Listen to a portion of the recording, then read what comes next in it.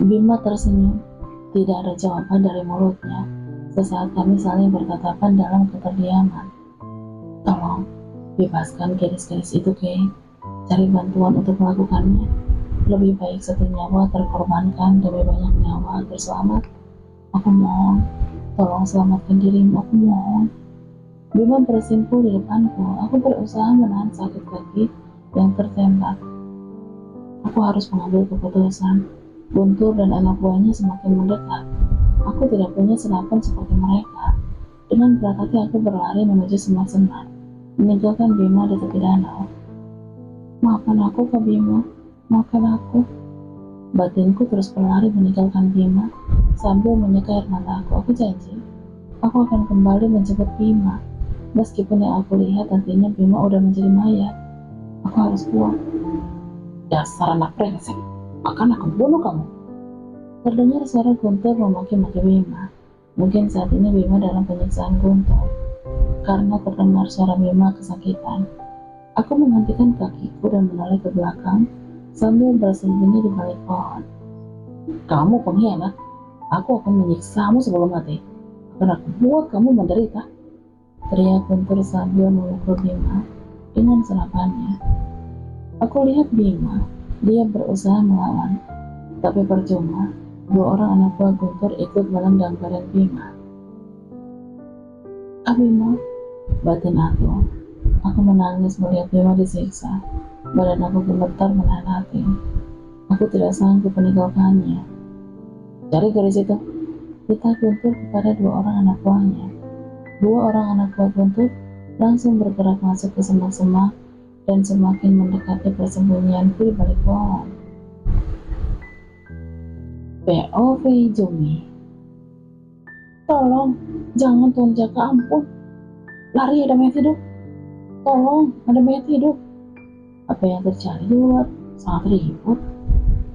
Beberapa anak buah Guntur berteriak ketakutan. Aku mencoba mengencet ke pintu ingin melihat. Aku berharap Bima baik-baik aja. Jika terjadi sesuatu padanya, aku tidak bisa memaafkan diriku sendiri.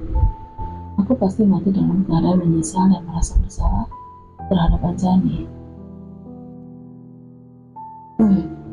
Akhirnya aku berhasil menggapai pintu. Aku tarik handle pintu agar bisa terbuka. Setelah sedikit terbuka, aku terperanjat melihat mayat Jaka mengamuk dan berhasil membunuh banyak anak buah Guntur. Darah berceceran di lantai. Mayat Jaka berusaha menjilat semua darah yang di lantai maupun yang masih di tubuh mayat yang dibunuhnya. Aku menutup pintu lagi. Badan aku gemetar ketakutan. Mayat Jaka pasti akan masuk ke kamar ini membunuhku juga. Apa yang harus aku lakukan? Kunci kamar ini ada pada Guntur. Aku beringsut lagi berusaha menggapai sofa. Badan aku kesakitan. Guntur menendang tubuh aku seperti binatang. Permohonan ampun aku tidak dihiraukannya. Dia berusaha ingin mendapatkan surat tanah yang berhasil aku sembunyikan. Tidak akan aku biarkan Guntur menguasai tanah perkebunan ini. Bima adalah pewaris tunggal semua kekayaan kakeknya. Kini aku berhasil bangkit menaiki sofa. Berbaring di sini membuat badan aku lebih enak daripada di lantai. Pintu berderi terbuka. Aku terperanjat ketakutan. Apakah itu mayat Jaka? Tidak, aku tidak ingin mati. Aku ingin Guntur mati terlebih dahulu. Ternyata aku salah. Seseorang memakai sabuk penutup kepala muncul dari pintu. Dia menutup lagi pintu setelah masuk ke kamarku. Perlahan dia melangkah semakin dekat sambil memegang pisau. Matanya terus menatapku hingga membuat nyaliku mencium. Siapa dia? Dari tampilannya dia pasti tahu cara menghindari penciuman dari mayat hidup. Bawang putih yang melingkar di lehernya memperlihatkan itu semua. Mana putriku? Tanya orang bersiapa itu kepada aku. Dari suaranya dia seorang laki-laki. Sepertinya aku pernah dengar suara itu. Tapi aku lupa di mana. Putriku Jumi. Suaranya terdengar lantang. Matanya menatap meskipun siapa itu menutupi wajahnya. Aku semakin terkejut. Nama aku disebutnya. Siapa kamu? Aku tidak kenal putrimu. Jawab aku gugup. Perlahan laki-laki itu membuka sabuk penutup kepalanya. Melihat wajahnya, rupanya aku tidak percaya. Dia orang di masa laluku yang pernah menjadi korban kejahatan aku dan Guntur serta gadis Jackie. Bondan, dia ayah dari Rahmi yang bunuh diri di depan penduduk desa setelah diarak keliling desa dalam keadaan tidak berbusana. Semua itu termasuk kesalahan aku menyebarkan fitnah. Saat itu, aku tergiur uang banyak hingga percobaan pemerkosaan Rahmi oleh suamiku sendiri aku anggap halal. Bonda, aku terkejut melihatnya. Rasanya aku tidak percaya. Sudah bertahun-tahun dia meninggalkan desa ini. Kamu masih mengenaliku, Jumi? Di mana putriku sekarang? Kemana putriku kalian tahan? Putrimu? Apa maksudmu? Di mana Keke? Keke? Kamu ya Keke? Rasanya aku tidak percaya. Keke putri Bondan. Apakah Keke Wani? Oh tidak. Mungkinkah Keke dan Angga masuk desa ini bertujuan membalas dendam kepadaku dan Guntur serta gadis Jackie? Jadi mungkin benar Keke lah yang membunuh putraku. Di mana putriku, Jumi? Bondan sangat marah.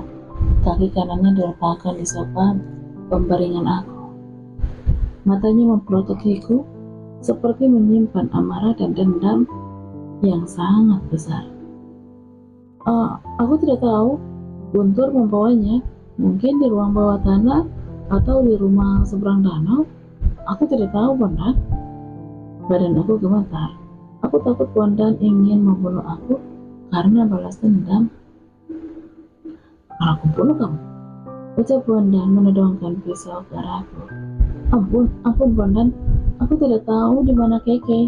Guntur membawanya. Coba kamu lihat, aku juga teraniaya. Guntur menyiksaku. Guntur bukan suamiku lagi. Aku menyesal. Aku menyesal memfitnahmu berzina dan dengan putri kandungmu. Aku menyesal. Tolong, jangan bunuh aku, Bondan. Aku memohon agar Bondan tidak membunuhku. Bondan tersenyum sinis. Kamu mau aku maafkan semua kesalahan? Aku menganggukkan kepala secepatnya. Apakah karena kamu ketahuan selingkuh makanya Guntur menjadi musuhmu? Selama ini, apakah pernah kamu sadar menjual gadis-gadis dan menikmati kekayaan dari penyiksaan mereka? Atau tidak pernah tenang apa yang kalian lakukan padaku dan putriku? Aku yakin jika kamu dan Guntur masih berhubungan baik, kesadaranmu tidak akan pernah ada seperti sekarang, kan? Bondan benar-benar jika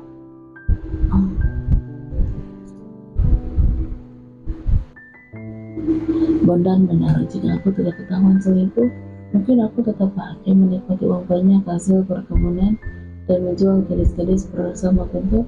Aku sadar aku dijebak. Anggalah yang melakukan semua kekacauan padaku. Jadi kalian datang membalas dendam. Tapi sayang, sebelum dendam kalian terbalaskan, putrimu juga akan jadi korban berikutnya. Guntur akan menjual Lani. Keke adalah Lani. Gadis kecil dekil itu berubah jadi gadis cantik. Tapi sayang, sebentar lagi dia juga mati seperti gadis lainnya.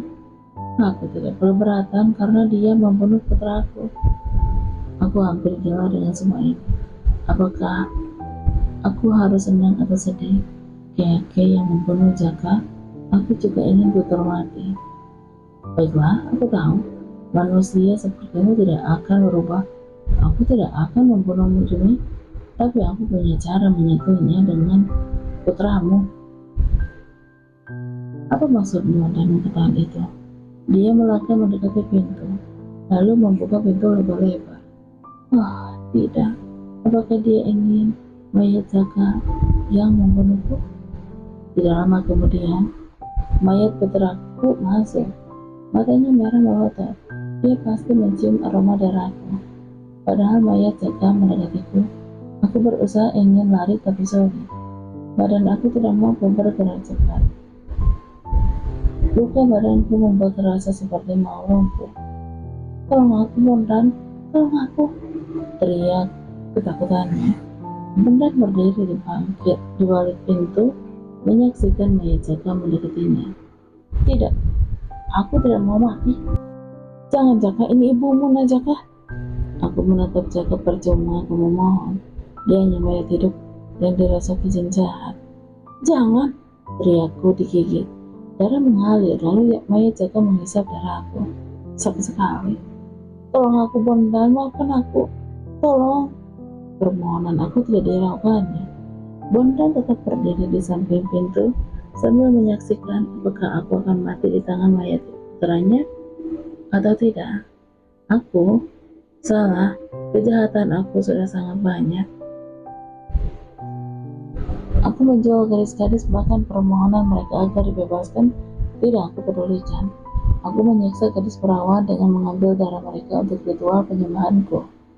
Bahkan apa yang aku sembah tidak bisa menyelamatkan aku dari kematian.